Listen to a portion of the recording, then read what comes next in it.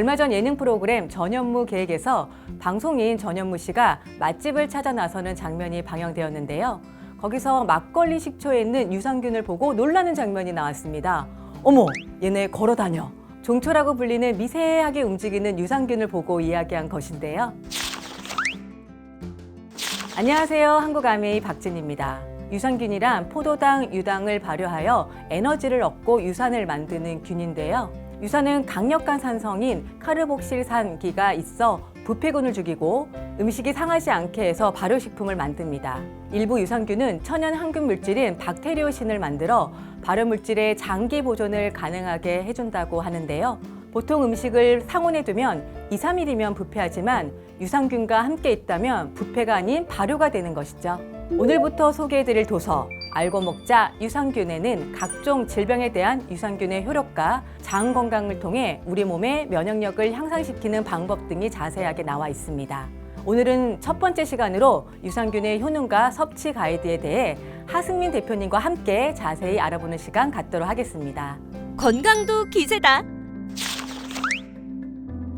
네, 안녕하세요. 하승민입니다. 여러분, 유산균 종류가 얼마나 되는지 아시나요? 약 3,000종 정도로 알려져 있는데요. 모두 다 우리 몸에 유익한 것은 아닙니다. 몸에 유익한 일부 유산균만을 프로바이오틱스라고 하는데, 프로바이오틱스는 우리 몸에 도움을 주는 미생물이라는 뜻입니다. 즉, 유익균의 정확한 지칭은 프로바이오틱스 유산균인데요. 우리는 보통 유산균이나 프로바이오틱스를 혼용하고 있는데 정확한 개념을 알고 계시면 좋겠습니다.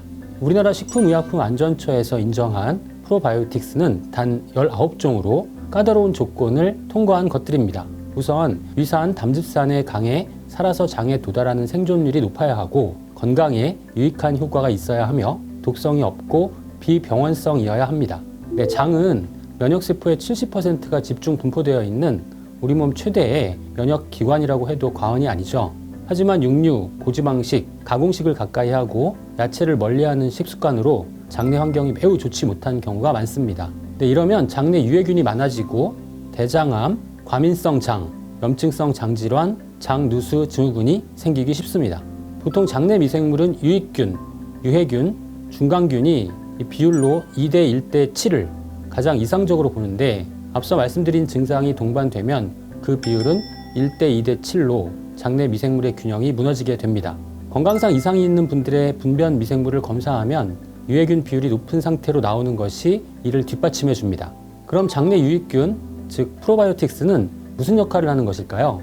첫째, 소화흡수를 촉진하고 노폐물의 배설을 원활하게 해주며 병원균 증식을 억제하고 손상된 장 상피세포의 치유를 촉진합니다. 둘째, 유익균은 우리 몸의 면역체계가 제대로 작동할 수 있도록 도와줍니다. 우리 몸에는 세균, 이물질, 암세포 등과 싸우는 림프구 등 면역세포들이 존재하는데 유익균이 면역세포의 활동력을 강화하여 면역력을 떠받치고 있습니다. 우리 몸의 면역력을 위한 최후의 보루인 프로바이오틱스. 네, 어떤 것을 선택해야 할지 고민되신다면 지금부터 말씀드리는 것을 잘 기억해 주세요.